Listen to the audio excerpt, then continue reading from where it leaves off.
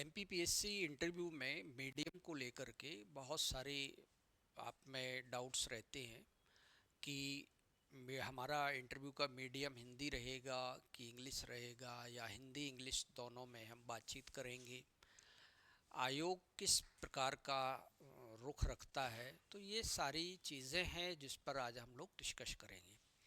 तो सबसे पहली बात तो यही है, कुछ व्यवहारिक बातों को आप जान लीजिएगा, है ना। जैसे कि आप खुद ऑब्ज़र्व कीजिए कि आप कहीं मॉक इंटरव्यू देने जाते हैं या आपने देखा होगा कि आपके जो साथी हैं जिन्होंने कभी इंटरव्यू दिया है तो उनसे भी आप लोगों ने बातचीत की होगी, तो वो क्या बताते हैं अपने बारे में। तो जनरली अगर आप देखें इंटरव्यू में तो एमपीपीएससी का जो पैटर्न है वो क्या है। जैसे आप जाते हैं तो आप वहाँ पे ये बोलते हैं कि मे आई कम इन सर, है ना। तो आप ऐसा तो बोलते नहीं है कि आज सर श्रीमान जी मैं अंदर आ सकता हूँ, या महोदय या महोदया क्या मैं अंदर आ सकता हूँ। तो इस बात से आपको ये समझना है कि जिसको बोलने में आप बहुत कंफर्टेबल हैं, आप जो यूज टू हैं जिस भाषा में, उस भाषा को आपको ज़्यादा प्रयोग करना है। तो इसी तरह से आपने देखा है जब आप बातचीत करते हैं तो वो आपके लिए जाने के लिए बोलते हैं या बैठने के लिए बोलते हैं तो आप थैंक यू सर बोलते हैं या थैंक यू मैम बोलते हैं। आप ऐसा तो कहते नहीं हैं कि धन्यवाद महोदय या धन्यवाद महोदया। तो मैं ये सारी चीज़ें इसलिए डिस्कस कर रहा हूँ कि इन्हीं छोटी छोटी बातों से आपको बड़ी बड़ी बातें समझ में आएंगी। ठीक है। तो ये कुछ सैंपल था जो मैंने आपके साथ डिस्कस किया है। अब हम बात करते हैं कि एमपीपीएससी का जो इंटरव्यू का पैटर्न है वो मीडियम को लेके क्या है।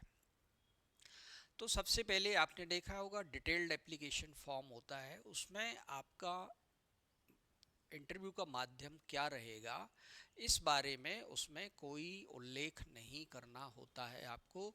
जबकि यूपीएससी में ये कॉलम बहुत स्पष्ट होता है ना। तो वहाँ कोई डाउटफुल स्थिति होती नहीं है और कैंडिडेट जो होता है वो वहाँ पे कंफर्टेबल होता है।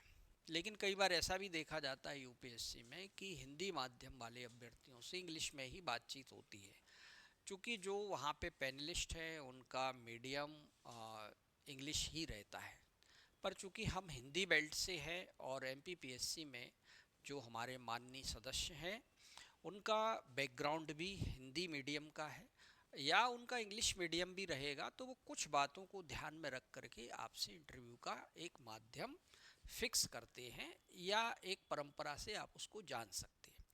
तो इसमें कुछ मोटी मोटी बातें आपको समझना है। सबसे पहले आप देखिएगा कि हमारी मध्य प्रदेश की जनसंख्या की आबादी का 20 से 21% भाग तो एसटी पॉपुलेशन का आता है, जो बहुत दूर दराज के क्षेत्रों में रहते हैं, जो समाज की मुख्य धारा से अलग है। इसके अलावा आप एससी का प्रतिशत देखिए तो वो 15% है। और इन वर्गों का आप लिटरेसी रेट देखो, इनका फैमिली बैकग्राउंड देखो, इनका एजुकेशनल बैकग्राउंड देखो। बाकी जो आबादी है 65%, उसमें भी अन्य पिछड़ा वर्ग है, वो भी कहीं ना कहीं ग्रामीण क्षेत्रों में रहते हैं। तो बहुत कम वर्ग ऐसा है जो शहरी क्षेत्रों के अंतर्गत आता है या जिसका पालन पोषण जो है एक इंग्लिश मीडियम एनवायरनमेंट में हुआ हो। तो इन सब बातों को ध्यान में रख करके हमारे जो आयोग के चेयरमैन सर हैं या सदस्य हैं वो इन सब बातों को ध्यान में रख करके आपसे बातचीत करते हैं, है ना। और बातचीत देखिए, बातचीत का मुख्य मुद्दा ये होता है कि सामने वाले को आपकी बात समझ में आ जाए और आपको उनकी बात समझ में आ जाए, तभी संवाद होगा, तभी कम्युनिकेशन होगा। अगर ऐसा नहीं होगा तो वहाँ पे कम्युनिकेशन हो ही नहीं पाएगा। इसलिए आपने देखा होगा कि जो आयोग के सदस्य होते हैं वो आपके साथ बहुत कोऑपरेट करते हैं। आयोग में जो एक्सपर्ट लोग आते हैं वो भी आपके साथ बहुत कोऑपरेट करते हैं। अगर वो इंग्लिश में आपसे पूछते हैं और आपको इंग्लिश में कुछ समझ में नहीं आता है तो दोबारा अपने प्रश्न को हिंदी में भी आपको दोबारा सरल भाषा में उसको बताते हैं, ताकि आप समझ जाएं और समझने के बाद आप उसका उत्तर कर पाएँ। तो इसलिए बहुत घबराने की ज़रूरत नहीं है, फिर भी कुछ बातों को आपको ध्यान में रखना ज़रूरी है। उनको हम आपको एक एक करके बताते हैं। सबसे पहले तो आता है कि जो आपका पर्सनल डिटेल्ड फॉर्म होता है उसे व्यक्तिगत विवरण पत्र कहते हैं, लेकिन यहाँ पे अज्ञानतावश पूरे मध्य प्रदेश के अंदर उसको डैफ बोला जाता है। डिटेल्ड एप्लीकेशन फॉर्म जो है शब्द का यूज़ यूपीएससी के संदर्भ में होता है, इसको भी आपको ध्यान में रखना है। तो व्यक्तिगत विवरण पत्र में आपकी जो एंट्रीज होती हैं ज़रा उसको आप नंबर 1 से लेके अंत तक 33-34 जो भी प्रविष्टियाँ होती हैं, जो शॉर्ट लिस्टेड आपका व्यक्तिगत विवरण पत्र है उसमें 10 एंट्रीज होती हैं, है ना। तो आप सबसे पहले तो फॉर्मेट देख लीजिएगा कि फॉर्मेट में ज़्यादातर आपको हिंदी में ही लिखा रहता है ना। तो इंग्लिश मीडियम वालों को भी वो फॉर्म भरना पड़ता है और हिंदी मीडियम वालों को भी वही फॉर्म भरना पड़ता है। इंग्लिश हिंदी का अलग अलग कोई फॉर्म होता नहीं है, ठीक है। पूरे डॉक्यूमेंट्स मध्य प्रदेश लोक सेवा आयोग के हिंदी में ही भरने पड़ते हैं आपको। तो यहाँ पे आयोग की एक मंशा ये है कि आप हिंदी बेल्ट से हैं, तो इसलिए हिंदी से आपको अच्छी तरह से रूबरू होना चाहिए, परिचित होना चाहिए, ऐसा उनका एक मोटिव आप समझ सकते हैं, डायरेक्ट इनडायरेक्ट जो भी है। तो पर्सनल डिटेल्ड फॉर्म में आप देखिएगा कि आपका जैसे जन्म स्थान उसमें होता है, बर्थ प्लेस होता है। एक उसमें ये भी कॉलम होता है कि मध्य प्रदेश में आप जन्म से रहते आए हैं या आप पिछले कितने वर्षों से रह रहे हैं। तो ये सबसे पहले ये जो कॉल आपका प्रविष्टि है ये बताती है कि आप किस बेल्ट से या किस भाषा पट्टी से आते हैं, तो वो तय हो जाता है। ओके। तो ज़्यादातर स्टूडेंट्स जो है वो हिंदी भाषा भाषी क्षेत्र से आते हैं। कुछ मध्य प्रदेश के जो पड़ोसी राज्य हैं जैसे महाराष्ट्र है या गुजरात है या उत्तर में उत्तर प्रदेश छत्तीसगढ़ है, तो यहाँ से भी कुछ अभ्यर्थी आते होंगे, लेकिन वो भी कहीं ना कहीं हिंदी अच्छी तरह से जानते हैं क्योंकि हिंदी एक लिंगुआ फ्रैंका भी है। तो सबसे पहले आपको ये देखना है कि आपका भाषा का पृष्ठभूमि क्या है, बैकग्राउंड क्या है। उसके हिसाब से आपको अपनी बातचीत को निर्धारित करना है कि हमें अपनी बातचीत में किस तरह का स्ट्रेटजी अपनाना है, ठीक है। तो सबसे पहले अगर आप हिंदी भाषा पट्टी से आते हैं तो कोशिश ये कीजिए कि आपका भले ही एजुकेशनल क्वालिफिकेशन किसी भी विषय में रहा हो, तो आप जो है अगर आपका विषय साहित्य का है, मान लीजिए हिंदी साहित्य के अभ्यर्थी हैं आप, है ना, तो आपको तो हिंदी ही बोलना है, उसमें तो कोई इंग्लिश का ज़्यादा स्कोप है नहीं। पर कहीं कहीं पे हिंदी साहित्य में भी कुछ शब्द आ जाते हैं, जैसे प्लेटोनिक प्रेम क्या होता है ना। अब आप इसका हिंदी अनुवाद करेंगे तो थोड़ा अटपटा सा लगेगा, है ना, क्योंकि ये यूज टू वर्ड है। तो यहाँ पे आपको ये ध्यान देना है कि भाषा का जो एक माध्यम होता है वो संवाद का माध्यम होता है, मुख्य रूप से वो इंटरेक्शन का एक माध्यम होता है, तो वो आपको याद रखना है। बहुत ज़्यादा आपको कृत्रिमता नहीं लाना है बोलने में, जैसे आप बोलते हैं वैसे ही आपको बोलना है, कुछ सुधारों के साथ। दूसरा आपका फैमिली बैकग्राउंड आता है। फैमिली बैकग्राउंड में या तो आपका एडमिनिस्ट्रेटिव बैकग्राउंड हो सकता है या आपका व्यवसाय नॉन एडमिनिस्ट्रेटिव हो सकता है। नॉन एडमिनिस्ट्रेटिव में आपका कोई बिजनेस हो सकता है, कृषि हो सकता है या और कोई इसी तरह का आपका व्यवसाय हो सकता है, क्योंकि व्यवसाय भी अपने आप में एक संस्कृति है और संस्कृति का भाषा एक महत्वपूर्ण घटक होता है ना। तो यहाँ से भी आपने देखा होगा कि जिस भाषा में आपका पालन पोषण होता है उस भाषा में आप बोलचाल में कहीं ना कहीं कंफर्टेबल होते हैं, है ना। तो उच्च वर्गों की जो भाषा है भारत में, या जिसको तथाकथित हम एलीट क्लास कहते हैं, कहीं ना कहीं वो इंग्लिश मीडियम में ज़्यादा कंफर्टेबल होते हैं। तो मेरा उनको ये सलाह है कि अगर उनको एमपीपीएससी में अच्छा अंक अर्जित करना है तो उनको थोड़ा सा अपने आप में संशोधन करना पड़ेगा कि शुद्ध इंग्लिश बोलने की बजाय उनको हिंदी मिश्रित इंग्लिश बोलना चाहिए, जो कि एक संवाद की हमारी भाषा है, जिसे हम खड़ी बोली कहते हैं, है ना। आसान भाषा में मैं कहूँ तो खड़ी बोली, है ना, ये संवाद की भाषा है। तो उनको यहाँ पे ये करेक्शन करना है। हिंदी माध्यम के अभ्यर्थियों को मैं ये कहना चाहूँगा कि भले ही उनका शैक्षणिक पृष्ठभूमि कुछ भी हो या व्यावसायिक पृष्ठभूमि कुछ भी हो, तो उनको शुद्ध हिंदी में वहाँ पे बात नहीं करना है। जैसे अगर कोई स्टूडेंट बॉटनी का है या केमिस्ट्री का है, तो केमिस्ट्री में जैसे उनसे पूछा जाए बैलेंस बॉन्ड थ्योरी क्या होती है ना, तो अब इसका हिंदी अनुवाद करेंगे तो हो सकता है आपको प्रश्न ही समझ में ना आए। है ना।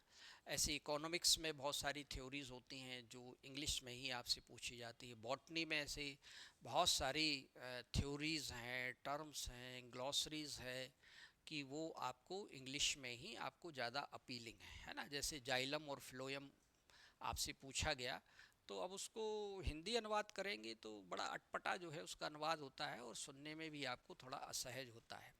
एक उदाहरण से आप समझ सकते हैं, कभी आप एटीएम पे जाइए और वहाँ पर आपका माध्यम आप हिंदी चुनिएगा और वहाँ ट्रांजैक्शन जब आप करेंगे तो आपको टाइम लगेगा वहाँ पे, क्योंकि आपको समझना पड़ता है। समझना इसलिए पड़ता है क्योंकि उसमें आप यूज टू नहीं हैं, है ना, और जबकि अंग्रेज़ी में आप यूज टू हैं। तो कहने का मतलब यह है, देखिए खड़ी बोली जो है उसमें आपने देखा है उर्दू के शब्द भी हैं, इंग्लिश के शब्द भी हैं, अन्य भाषाओं के जो शब्द हैं उनको भी उसमें ले लिया गया है। तो इसकी पाचन शक्ति बहुत ज़्यादा है खड़ी बोली की, तो वही आपको भाषा का एक माध्यम यहाँ पे अपनाना है। ठीक है। एजुकेशन क्वालिफिकेशन में जनरली वो ये देखते हैं कि आपका एमपी बोर्ड एजुकेशन है या सीबीएसई है, आईसीएसई बोर्ड है, क्योंकि आपकी शुरुआती जो शिक्षा होती है कहीं ना कहीं भाषा वहाँ से आपकी एक प्रकार से मजबूत होती है, या कहना चाहिए आपके बोलचाल की भाषा वो बन जाती है ना। कि अगर कोई स्टूडेंट आईसीएसई बोर्ड पढ़ा है, सीबीएसई बोर्ड पढ़ा है, उसने फिर जेईई की तैयारी की है या नीट की तैयारी की है, तो उनका थोड़ा सा बोलचाल में इंग्लिश के शब्द ज़्यादा आते हैं, कुछ सेंटेंस ज़्यादा वो प्रयोग करते हैं, क्योंकि उनकी पढ़ाई लिखाई का माध्यम वही रहता है, इंग्लिश रहता है ना। और अभी जो जेन जी जनरेशन आ रही है ये तो पूरा इंग्लिश में ही, इनको तो हिंदी में अगर कुछ आप पूछेंगे तो वो भी नहीं पता है। ठीक है। तो ऐसा भी नहीं होना चाहिए कि बहुत ज़्यादा मॉडर्न बनने की कोशिश ना करें आप, और उसमें हिंदी का शब्दों का भी आप प्रयोग करें समय समय पर, जैसा जहाँ ज़रूरत पड़े। तो ये मैंने दो तीन बातें आपको मोटी मोटी बताई हैं जो आपके व्यक्तिगत विवरण पत्र में रहती हैं, उससे ही आपको कनेक्ट करना है अपने भाषा के माध्यम को या बोलचाल के माध्यम को, है ना। अब देखिए यहाँ पे आपकी समझ थोड़ी सी और गहरी हो, उसके लिए मैंने ये दूसरी जो है पीपीटी यहाँ पे बनाई हुई है कि क्या क्या स्थितियाँ हो सकती हैं आपके एजुकेशन क्वालिफिकेशन में। सबसे पहले तो आप देखिएगा, पहली स्थिति ये हो सकती है कि आपकी स्कूलिंग भी हिंदी में है, आपका हायर एजुकेशन भी हिंदी में है, और आपका रिसर्च या उससे एडवांस लेवल है, अगर साहित्य है तो वो तो हिंदी में ही होगा, या मान लेते हैं इंग्लिश मीडियम में भी होता है, तो भी आप हिंदी ही ज़्यादा बोलते हैं ना। तो यहाँ पे पहला एक पैटर्न हो गया बोलचाल का कि अगर आपका स्कूलिंग, हायर एजुकेशन और रिसर्च हिंदी में है या अंग्रेज़ी में भी होगा, आप अगर यूजीसी नेट सेट क्वालिफाई है जो भी, या आपका भी रिसर्च वर्क रनिंग चल रहा है, तो उसमें भी आपको हिंदी का जो है प्रभाव आपकी बोलने में ज़्यादा दिखाई देगा। तो यहाँ मैं अभ्यर्थियों को ये कहूँगा, उसमें बहुत अधिक करेक्शन करने की ज़रूरत नहीं है। आप जैसा बोलते हैं अपने बोलचाल को आप ऑब्ज़र्व करिए और उसको नेचुरल बनाए रखिए, उसमें बहुत अधिक संशोधित मत करिए। क्योंकि मेरे पास जो एस्पिरेंट्स आते हैं इंटरव्यू के लिए, वो बड़े इस बात को लेके कॉन्शस होते हैं कि वो कहते हैं सर ऐसा ना हो कि मैं वहाँ पर अगर अंग्रेजी के टर्म्स बोलूँगा या वहाँ शब्दावली बोलूँगा या कीवर्ड बोलूँगा या मैंने कोई डेफिनेशन इंग्लिश में थ्रू आउट बोल दी, तो ऐसा तो नहीं कि आयोग के सदस्य जो हैं, माननीय चेयरमैन है, वो नाराज़ हो जाएंगे। तो ऐसे कई सारे प्रश्न उनके मन में रहते हैं, तो उन्हीं प्रश्नों को हम आज यहाँ पे डिस्कस कर रहे हैं। दूसरी बात यह है कि दूसरा पैटर्न बोलचाल का क्या हो सकता है कि स्कूलिंग हिंदी में है, हायर एजुकेशन इंग्लिश में है, और आपका रिसर्च है या जो भी आपने आगे पढ़ाई की है वो इंग्लिश में की हुई है। तो ज़्यादातर जो एस्पिरेंट्स देखने को मिलते हैं, मध्य प्रदेश की संदर्भ में मैं बात कर रहा हूँ, वो इसी सेकंड पैटर्न में आते हैं जिनका स्कूलिंग हिंदी में होता है। बाकी जो हायर एजुकेशन होती है वो सारी की सारी इंग्लिश मीडियम में होती है। तो ऐसे अभ्यर्थियों को हिंदी मिश्रित इंग्लिश बोलना ज़्यादा अच्छा रहेगा। इंग्लिश मिश्रित का मतलब ये है कि आप ज़्यादा सेंटेंस इंग्लिश में ना बोलें, बल्कि आप जो है उसमें शब्दावली है या आपकी टर्मिनोलॉजी है या बीच बीच में कोई बात आपको एक्सप्लेन करना है एक दो लाइन में, तो आप वहाँ पे इंग्लिश बोल सकते हैं। ऐसा भी नहीं है कि वो जो इंग्लिश आप बोल रहे हैं वो समझ नहीं पाएंगे, वो आपसे ज़्यादा विद्वान है, ये ध्यान रखिएगा, है ना। आप इस मुगालते में मत रहिए कि वो इंग्लिश नहीं समझ पाएंगे आपकी, है ना। तो वो दोनों माध्यमों में कंफर्टेबल है, इसलिए आपको बहुत डरने की आवश्यकता नहीं है और बहुत आपको कोई वहम भी नहीं पालना चाहिए इस मामले में, है ना। ये भी मैं आपको बता रहा हूँ। तीसरा पैटर्न है इंग्लिश स्कूलिंग, इंग्लिश मीडियम रहा, हायर एजुकेशन में भी इंग्लिश मीडियम है और आपने आगे जो भी रिसर्च वर्क आप कर रहे हैं, अदर क्वालिफिकेशन है, वो भी आपका इंग्लिश मीडियम में हुआ है। तो इस तरह के तीसरे पैटर्न के जो अभ्यर्थी हैं उनकी धीरे धीरे एमपीपीएससी के इंटरव्यू में भागीदारी बढ़ रही है तेज़ी से। तो ये अभ्यर्थी थोड़ा सा ज़्यादा कॉन्शस होते हैं। जैसे अभी हमारे यहाँ पे assistant manager hospital and management के जो अभ्यर्थी हैं, चूँकि उनकी पूरी पढ़ाई लिखाई मेडिकल की है, वो बीडीएस है या उन्होंने एमबीए किया हुआ है, तो वो इंग्लिश मीडियम में ही रहता है। तो हम उनको प्रैक्टिस के माध्यम से इस तरह से सिखाते हैं कि जिससे उनका एक कहना चाहिए कि बोलचाल का जो एक माध्यम है उसकी एक मॉडलिंग हो जाए, है ना, कि आपको ये अप्रोच रखना है अपने बोलचाल में। तो इसके लिए थोड़ी सी प्रैक्टिस करने की ज़रूरत होती है, क्योंकि बहुत ज़्यादा ये लोग इंग्लिश बोलते हैं। और चूँकि आयोग चाहता है कि आप, चूँकि हिंदी बेल्ट में आपको काम करना है, तो आपको इतनी हिंदी तो आनी ही चाहिए ताकि आप लोगों से हिंदी में बातचीत कर सकें, है ना। अदरवाइज़ आप जो है भाषा जो संपर्क का माध्यम है वो भाषा एक बाधा का माध्यम ना बन जाए, है ना। तो ये सारी बातें हैं। तो इसमें थोड़ी सी मॉडलिंग आपको करनी पड़ेगी, थोड़ा सा आपको अपने बातचीत में संशोधन करना पड़ेगा। और ऐसा नहीं है कि इसमें बहुत अधिक समय लगता है ना, कि अगर आप 8 से 10 घंटे आप प्रैक्टिस कर लेंगे टोटल 20-30 दिन के अंदर, तो आपका एक बोलने चालने का जो एक लहजा है वो फिक्स हो जाता है ना। और आप मेंटली भी प्रिपेयर हो जाते हैं और आपके अंदर जो डाउट्स हैं सारे, या आप बहुत सारी बातों को लेके कॉन्शियस हैं, वो भी, उनका भी समाधान हो जाता है। तो ये तो दूसरी बात हुई एजुकेशन क्वालिफिकेशन की, है ना। तीसरी बात है, आपको ये भी समझना पड़ेगा कि आपके सब्जेक्ट का स्वरूप क्या है, आपके सब्जेक्ट का नेचर क्या है, आपके सब्जेक्ट का स्वभाव क्या है, आपका सब्जेक्ट किस भाषा में ज़्यादा अच्छे से संप्रेषित होता है। ये सारी बातें भी आपको याद रखना चाहिए, है ना। तो यहाँ पे देखिए, मैंने सब्जेक्ट नेचर को 4-5 कैटेगरीज यहाँ पे मैंने बनाई हुई हैं, ताकि आप समझ पाएँ कि मुझे अपने बोल चाल का एक जो स्टैंडर्ड है, एक जो मानकीकरण है, स्टैंडर्डाइजेशन है, वो कैसे करना है, ताकि मेरे को अच्छा नंबर मिले और मेरा इंटरव्यू में काफ़ी अच्छा इम्प्रेशन रहे। ये सारी बातें हैं। तो सबसे पहले आता है साहित्यिक विषय जितने भी होते हैं, चाहे वो हिंदी हो, संस्कृत हो, उर्दू हो, इंग्लिश हो, इन भाषा का अपना एक नेचर है और इसमें विशुद्धता की अपेक्षा आपसे की जाती है कि आप उस भाषा को जी रहे हैं, उस भाषा में आप एक प्रकार से रच बस गए हैं, तो आपसे अपेक्षा की जाती है कि आप उस भाषा में बातचीत करें, है ना। तो ज़्यादातर आपको उस भाषा का जो प्रभाव है वो आपको वहाँ पे दिखाना है, लेकिन इसका मतलब ये भी नहीं है, इतना भी नहीं दिखाना है कि वो कम्युनिकेट ही नहीं हो पाए, है ना। तो जहाँ जैसी ज़रूरत पड़े संवाद स्थापित करने में, तो उसमें आप थोड़ा बहुत फ्लेक्सिबिलिटी ले सकते हैं, लेकिन ओवरऑल इसका जो नेचर है वो विशुद्ध भाषा का नेचर है ना। जैसे मान लीजिए अब हिंदी साहित्य के अभ्यर्थियों से कोई क्वेश्चन पूछा गया और उस क्वेश्चन में अगर भाषा आप बोल रहे हैं जो उसमें एक साहित्यक एक प्रकार से आपका स्वरूप नहीं है बोलने का, या उसमें एक लिटरेरी जो अप्रोच नहीं आ रहा है, या आपने उसको सामान्य बोलचाल की भाषा में बोल दिया है, तो सामने वाले को सुनने में भी नहीं अच्छा लगेगा। जैसे कि परशुराम की प्रतीक्षा एक वो नाटक है, तो उसमें जैसे अगर आपसे पूछा जाए कि भाई इसकी कथा वस्तु क्या है, तो फिर आपको एक भाषा का स्टैंडर्ड बनाते हुए बोलना है।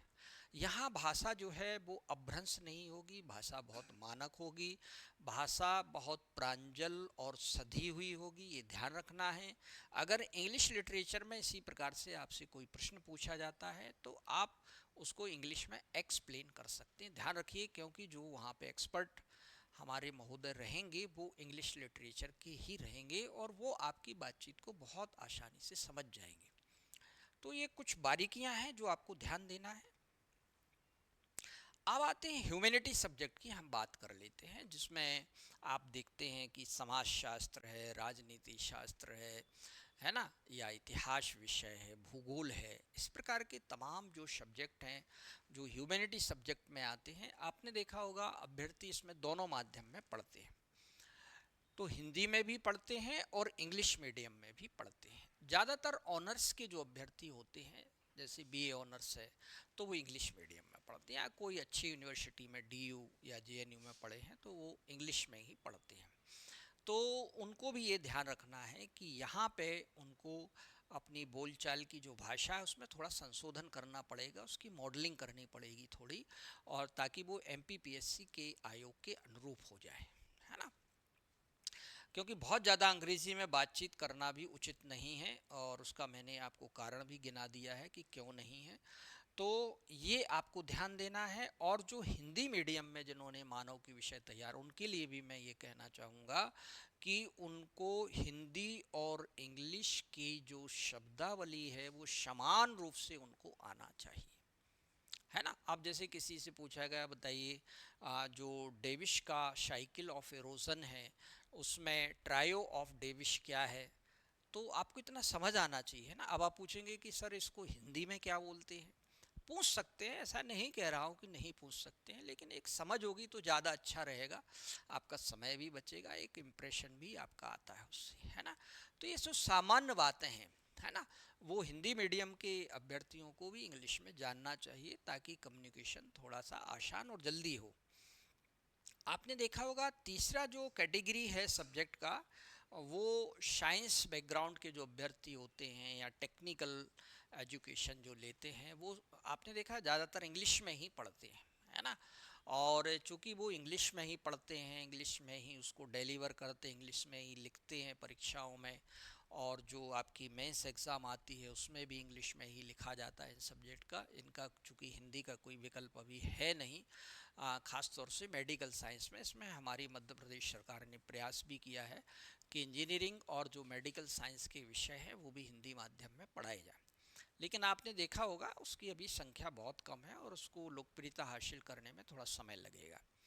तो इस सब्जेक्ट के जो अभ्यर्थी हैं उनका मीडियम इंग्लिश होता है, तो उनको ये चाहिए कि वो जो उसकी शब्दावली है या उसके कीवर्ड हैं या उसके जो टर्मिनोलॉजी है वो इंग्लिश में बोलें, बाकी बात वो अपना सेंटेंस फ्रेम जो है वो करें, वो हिंदी में करें, है ना। तो भाषा जो है वो आसानी से कम्युनिकेट हो पाएगी। आपको ये भी याद रखना है कि जो बोर्ड में हमारे जो अध्यक्ष महोदय होते हैं उनके अलावा 4 एक्सपर्ट होते हैं। उनको अगर आप इस तरह से बातचीत करेंगे तो पांचों मेंबर का उसमें एंगेजमेंट हो जाएगा, इन्वॉल्वमेंट हो जाएगा, वो आपसे बातचीत करने में भी कंफर्टेबल होंगे। तो आपको ये ध्यान रखना है कि आपको भाषा का चयन संवाद को ध्यान में रखते हुए करना है, ठीक है। तो उन अभ्यर्थियों के लिए हमारा ये सुझाव है कि वो इसमें हिंदी मिश्रित जो है अंग्रेजी यानी टर्मिनोलॉजी इंग्लिश में बोल करके और उसको हिंदी सेंटेंस में जमा करके वो बोल सकते हैं। सीए जो चार्टर्ड अकाउंटेंट हैं, कंपनी सेक्रेटरी हैं, एमबीए हैं, इनका भी आपने देखा होगा माध्यम इंग्लिश ही होता है। तो उनके लिए भी मैं यही सुझाव दूंगा जो मैंने विज्ञान और तकनीकी विषय के बैकग्राउंड के अभ्यर्थियों को दिया है। देखिए, ज्ञान होना अलग है और ज्ञान का उपयोग अलग है। जब तक आप प्रैक्टिस नहीं करेंगे तब तक ये बातें केवल कोरे कागज़ होंगी, या कहना चाहिए कि वो व्यवहारिक रूप में नहीं आएंगी, है ना। तो व्यावहारिक रूप में लाने के लिए, उसको प्रैक्टिस में लाने के लिए आपको ज़्यादा से ज़्यादा प्रैक्टिस करनी चाहिए। और हम अपने अभ्यर्थियों को बार बार उसमें उनके बोलने में करेक्शन लाते हैं और उनको रीफ्रेम्ड करते हैं, रीमॉडलिंग करते हैं, और एक ही बात को 4-5 तरीके से आप यहाँ पे हम लोग प्रैक्टिस कराते हैं, ताकि वो धीरे धीरे एक इंटरव्यू का जो एक माहौल रहता है बोर्ड का, उसमें वो ढल जाए। तो ये सारी बातें हैं। अगली जो पीपीटी है वो सब्जेक्ट नेचर पे थी, और नेक्स्ट जो हमारी पीपीटी है वो है कि मध्य प्रदेश लोक सेवा आयोग में का जो इंटरव्यू लिया जाता है उसका पैटर्न क्या है, वहाँ पे किस तरह से पूछा जाता है, और हमें किस तरह से वहाँ पे बातचीत करनी होती है, और ताकि हमारा जो एक प्रकार से इंटरव्यू है वो काफ़ी अच्छा रहे, उसमें डेड लॉक ना आए, उसमें कुछ बाधाएं ना आए, वो रुके ना, वो स्मूथ चले, है ना। तो इन्हीं सब बातों को ध्यान में रख करके ये मैंने एक पीपीटी तैयार किया है। देखिए यहाँ पे अभ्यर्थी बहुत बड़ी गलतियाँ करते हैं, जिससे उनका इम्प्रेशन बहुत ख़राब हो जाता है। अब जैसे कोई एब्रीविएशन है ना, जैसे मान लेते हैं कि एक एब्रीविएशन है पीओके, है ना, पॉलिटिकल साइंस वाले अभ्यर्थी और जो करंट अफेयर्स में हम लोग पढ़ते हैं पीओके, है ना। तो पीओके का जो है तो उसको हम पीओके ही बोलेंगे, है ना। अब इसको कोई हिंदी में एक साथ मिला के पढ़ेगा तो वो बड़ा अटपटा लगेगा, भद्दा लगेगा, जैसे कोई कहे पोंक। तो ये तो जो है एक प्रकार से हास्यास्पद हो गया, है ना। तो कहने का तात्पर्य ये है कि इस तरह की छोटी मोटी बातों से आपका इम्प्रेशन बहुत ख़राब हो जाता है, उसको ध्यान रखें। अभी ये कुछ अभ्यर्थियों ने ऐसा बोला था, उन्हीं का मैं एग्जाम्पल दे रहा हूँ। और एक शब्द अभी मैंने सुनने में आया था, एक शब्द होता है APEDA, है ना। तो एक अभ्यर्थी इसको पढ़ रहा था अपेड़ा, है ना। तो अपीडा पढ़ा जाता है। वैसे कोशिश ये कीजिए कि आप एब्रीविएशन पूरा बोलिए APEDA, है ना। जैसे अभी फूड सेफ्टी ऑफिसर के जो अभ्यर्थी हैं वो इस वर्ड को इस तरह से प्रोनाउंस करते हैं ना, फसाई। अब बताइए ये कितना अटपटा लग रहा है ना। तो इस तरह की चीज़ों का आपको विशेष ध्यान रखना है। आपको एब्रीविएशन में जितने भी इंग्लिश के लेटर हैं वो सब आपको बोलना है। FSSAI अलग अलग बोलना है कि उसने ऐसा कहा है ऐसे, है ना। तो इस प्रकार के जो शब्दावली है एब्रीविएशन, उसमें आपको विशेष ध्यान रखना है। इसी प्रकार से आपका टर्म्स आते हैं, जैसे बॉटनी के अभी अभ्यर्थियों को मैं इंटरव्यू का ट्रेनिंग दे रहा हूँ, तो उसमें एक शब्द आता है नॉमनक्लेचर, है ना। तो उसमें कई अभ्यर्थी इसका गलत प्रोनाउंसिएशन कर रहे थे, है ना। तो इसको पढ़ रहे थे वो नॉमनक्लेचर ऐसा, है ना। तो अगर आपका प्रोनाउंसिएशन क्लियर नहीं है किसी टर्म्स का, या बोर्ड पर लिखते समय क्या होता है, चूंकि असिस्टेंट प्रोफेसर में बोर्ड वर्क भी कराया जाता है आपसे, तो वहाँ कई बार आपकी स्पेलिंग मिस्टेक हो जाती है, कई बार आप ऐसा लिखते हैं कि वो पढ़ने में नहीं आता है। तो आप इन सब बातों का ध्यान रखें। और ये फिर मैं बोल रहा हूँ बार बार आपको, प्रैक्टिस की बात है ना। प्रैक्टिस करके जब तक आप नहीं देखेंगे, ये मानसिक अभ्यास का विषय नहीं है, ये ध्यान दीजिएगा। ये जो है आपका फिजिकल और मेंटल दोनों प्रैक्टिस आपको इसमें करनी पड़ेगी। ग्लॉसरीज है, जैसे शब्दावली है, तो बहुत सारी जो शब्दावलियां हैं मैंने आपको पहले ही बोला, उसको हिंदी में भी जानना है आपको और इंग्लिश में भी जानना है, दोनों माध्यमों में आपको जानना चाहिए। कई बार शब्द ऐसे होते हैं, एक उदाहरण से समझिए, जैसे आपसे पूछा जाए खाद्य सुरक्षा क्या है ना। तो आप यहाँ पे कंफ्यूज हो जाते हैं कि खाद्य सुरक्षा में मैं फूड सेफ्टी बताऊं कि फूड सिक्योरिटी बताऊं। तो कई बार हिंदी की अपनी सीमाएं हैं, है ना। तो इसलिए इंग्लिश में वो पूछते हैं तो फूड सेफ्टी वो कहेंगे कि बताइए फूड सेफ्टी क्या है। या आप खाद्य सुरक्षा को लेकर के कंफ्यूज हो गए हैं कि मैं फूड सेफ्टी बताऊं या फूड सिक्योरिटी, तो आप एक बार कंफर्म कर लीजिएगा सर से कि प्लीज़ सर आप खाद्य सुरक्षा जो पूछ रहे हैं वो फूड सेफ्टी पूछ रहे हैं या फूड सिक्योरिटी पूछ रहे हैं, है ना। तो यहाँ पे आपको हेजिटेशन नहीं करना है, हिचकिचाहट बिल्कुल भी नहीं रखना है, अपने माइंड को बहुत क्लियर रखना है। और यदि आप वहाँ पे डाउटफुल स्थिति में रहते हैं तो आपका कॉन्फिडेंस भी कहीं ना कहीं उससे कमज़ोर होता है ना, और आपका इंटरव्यू अच्छा नहीं होता है। तो क्लियर कर लीजिए, ऐसा नहीं है कि वो आपको नहीं बताएंगे। तो ये कुछ सावधानियां हैं। डेफिनेशन जैसे आपसे कुछ पूछी जाती है कि बताइए WHO के अनुसार हेल्थ का डेफिनेशन क्या है, तो आप हिंदी में भी बोल सकते हैं, इंग्लिश में भी बोल सकते हैं, इसमें कोई ज़्यादा आपको परेशानी वाली बात नहीं है। और यदि आप अच्छा होगा कि आप इंग्लिश में बोल के थोड़ा सा उसको हिंदी में भी बोल दें, तो दोनों बातें हो गई हैं, है ना, कि तुम्हारी भी जय जय और हमारी भी जय जय, है ना। तो ये सब चीज़ें ध्यान रखना है आपको। कोई थ्योरी या मॉडल आता है तो आप याद रखना है, उससे आपको परिचित रहना है। जैसे केमिस्ट्री में एक शब्द आता है VSEPR थ्योरी, क्या है ना। अब इसको कोई वेस्पर पढ़े तो ये गलत है ना। लेकिन आपसे ये पूछा जाएगा VSEPR थ्योरी क्या है, तो यानी कुछ थ्योरीज ऐसी होती हैं जो एब्रीविएशन से, या कुछ थ्योरीज ऐसी होती हैं जो लैटिन वर्ड से शुरू होती हैं, तो उनको अपन को ज्यों का त्यों वैसा ही समझना है। उसका बहुत अधिक आपको अनुवाद करने की कोशिश नहीं करना है। जो थ्योरी यूज टू है बहुत सारे, है ना, जैसे बैलेंस बॉन्ड थ्योरी क्या है, ठीक है ना, या जैसे आपने देखा होगा कि पीरियोडिक टेबल है, अब उसको अपन आवर्त सारणी बोलेंगे, आपसे पूछा जाए आवर्त क्या होता है तो समझने में भी दिक्कत होगी, है ना। तो और आपसे पूछा जाए कि पीरियोडिसिटी क्या होती है, जैसे केमिस्ट्री के असिस्टेंट प्रोफेसर के अभ्यर्थी भी अभी हमारे यहाँ पे वो सब इंटरव्यू की तैयारी कर रहे हैं, तो इस तरह की प्रॉब्लम्स आती हैं। तो इन बातों को भी आपको ध्यान में रखना है। अब आपने देखा है कि कुछ कीवर्ड आते हैं ना। कीवर्ड में जैसे आपसे पूछा जाए कि कोई योजना पूछी गई, मान लीजिए कि आयुष्मान भारत योजना है, उसमें क्या प्रोविजंस हैं, तो अपन को ये पता होना चाहिए प्रोविजंस का मतलब क्या होता है, प्रावधान, या उसकी पूछ ली कैरेक्टरिस्टिक्स क्या हैं, या उसके फीचर्स क्या हैं, या FSSAI एक्ट 2006 है, आप उसके मेन प्रिंसिपल्स बताइए, मूल सिद्धांत क्या हैं, या उसका विजन मिशन क्या है।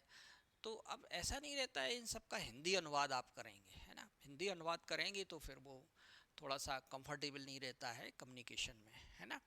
तो वो आपको याद रखना है। अंत में बात आती है, ये सारी बातें हमने की हैं, और तो फिर इसका निष्कर्ष क्या निकला। निष्कर्ष ये निकला कि आपका जो कम्युनिकेशन होगा ओवरऑल, वहाँ पे जो आपकी बातचीत होगी, आप वे ऑफ टॉकिंग आपका है वहाँ पे, वो आप कोशिश करिए कि आपके पास जो है एक ऑप्शन तो ये होता है कि आप हिंदी में बात करें, एक ऑप्शन ये भी है कि आप इंग्लिश में बात करें, एक ऑप्शन ये भी है कि आप हिंदी और इंग्लिश दोनों में बात करें। तो मैं आपको सजेस्ट करूंगा कि आप हिंदी और इंग्लिश दोनों को मिश्रित करके बोलें। और मैं पहले भी आपको कई बार बता चुका हूं कि जो खड़ी बोली है, खड़ी बोली जो गद्य है ना, उसमें आप जो कि हम बोलते हैं, हमारे ये जो बोलचाल की एक मानक भाषा है, इसको आपको अपनाना है। और इसमें आपने देखा है हिंदी, इंग्लिश, उर्दू के जो शब्द हैं उनको इसमें अपना लिया गया है। बहुत सारी तकनीकी शब्दावली है, उसको भी इसमें एडॉप्ट कर लिया गया है। तो आप उसी पैटर्न को ज़्यादा आप यूज़ करें तो अच्छा रहेगा, है ना। तो ये तो हमने कम्युनिकेशन की आपको बात की यहाँ पे। अब आ जाते हैं कि मध्य प्रदेश लोक सेवा आयोग में अभी जो भी इंटरव्यूज़ चल रहे हैं, तो उन इंटरव्यूज़ के पैटर्न को पकड़ने के लिए या आप उसको समझने के लिए, या जो हमारे MPPSC में माननीय चेयरमैन हैं या उनके अलावा जो सदस्य हैं, वो उनका किस प्रकार पूछने का तरीका है और वो आपसे क्या एक्सपेक्टेशन रखते हैं, थोड़ा बहुत अगर आप आयोग कभी जा कर के वहाँ पे जो अभ्यर्थी बाहर आते हैं उनसे अगर आप बातचीत कर लेंगे तो ज़्यादा अच्छा रहेगा। या आपके जो साथी हैं, है ना, जिन्होंने पहले कभी इंटरव्यू दिया है, अभी हाल ही में इंटरव्यू दिया है या देने जा रहे हैं, तो उनसे भी आप इस बारे में बातचीत कर सकते हैं। या आप तमाम जो कोचिंग संस्थान हैं उनमें आप शिक्षण ले रहे हैं, वहाँ पे भी इस प्रकार के जो एक्सपर्ट आते हैं, उनके जो सुझाव रहते हैं उनको भी आप सुने, समझें और उस पर गौर करें, ठीक है। लेकिन मैं आपको जाते जाते ये ज़रूर बोलूँगा कि बगैर प्रैक्टिस के जो ज्ञान है वो किसी काम का नहीं, है ना। आपका ज्ञान अगर इधर है तो उसका उसका मायने तो है, लेकिन वो अगर इधर नहीं आया, इधर से इधर कनेक्ट नहीं हो रहा है, तो आप समझ लीजिए कहीं ना कहीं गैप हो रहा है। इस गैप को आपको प्रैक्टिस के द्वारा लगातार उसको मिनिमाइज करना है, कम करना है। तो आपका इंटरव्यू बहुत अच्छा होगा। तो इन्हीं सब बातों के साथ मैं अपनी बात को यहीं पे ख़त्म करता हूँ।